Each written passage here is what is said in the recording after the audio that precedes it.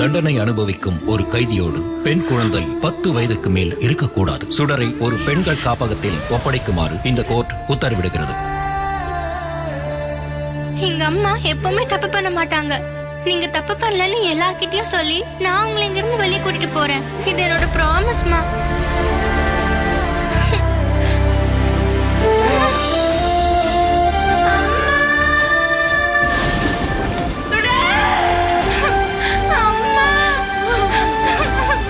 ஒரு தாயும் மகளும் பிரியும் நிலை வந்தால் மேகங்களும் கண்ணீர் விடும்.